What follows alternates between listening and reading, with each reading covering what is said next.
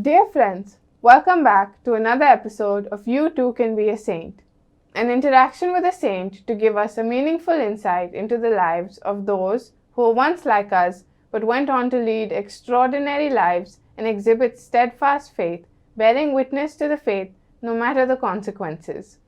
We have with us today an interesting saint, the patron saint of ice skaters, and one we call out to intercede for us during times of sickness. She is none other than Saint Lydwine of Schiedam. Welcome, Saint Lydwine. Thank you for joining us on this episode of You Too Can Be a Saint. You heroically accepted your plight as the will of God and offered up your sufferings for the sins of humanity. Your life of steadfast faith is truly an inspiration to us. We are indeed glad to have you with us today. Thank you for having me here today. At the outset, I'd like to ask you about your life, marked by extreme physical suffering and illness. Yet, you remained devoted to your faith. Can you tell us more about the injury you suffered and how you found strength in the midst of such adversity? Well, during my younger days, I used to skate a lot. When one day I had a fall while ice skating, a friend collided with me and the impact caused me to break a rib on the right side. I never completely recovered from this injury. My suffering was indeed great, but I always found solace in my faith and in my relationship with God. I also found comfort in the support and care of my family and friends, who never wavered in their love for me even in the midst of my illness. You were known for your deep devotion to the Eucharist and the Virgin Mary. Can you tell us more about how these devotions helped you in your spiritual journey? My devotion to the Eucharist and the Virgin Mary were both essential in my spiritual journey. The Eucharist gave me the strength and nourishment I needed to endure my physical suffering and helped me to feel more closely united to Christ. The Virgin Mary, as the Mother of God, was always a source of comfort and intercession for me, and I looked to her as a model of faith and surrender to God's will. Your life has inspired many people to find meaning in suffering and illness. Can you talk more about how you believe suffering can be a tool for spiritual growth? Suffering can be a powerful tool for spiritual growth because it challenges us to look beyond ourselves and our own desires and to turn instead to God and His plan for our lives.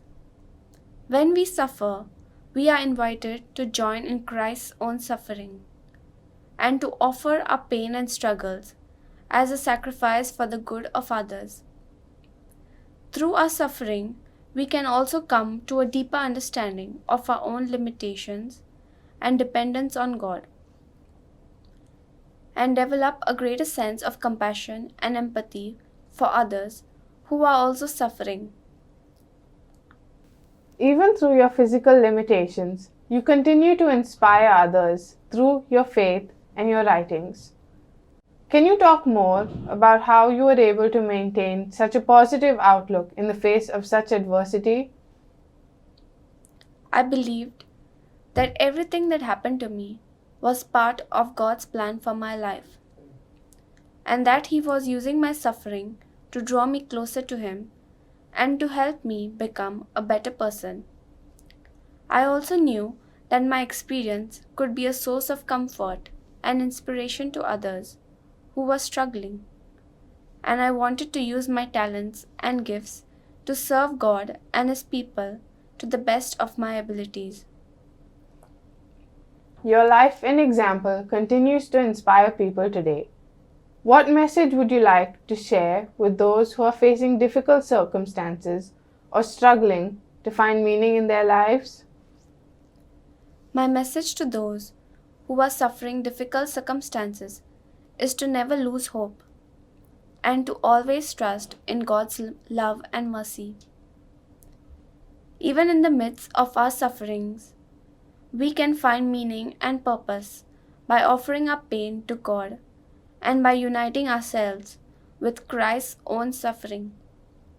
We should also remember that we are never alone in our struggles, but that we are surrounded by a community of believers who can offer us support and encouragement.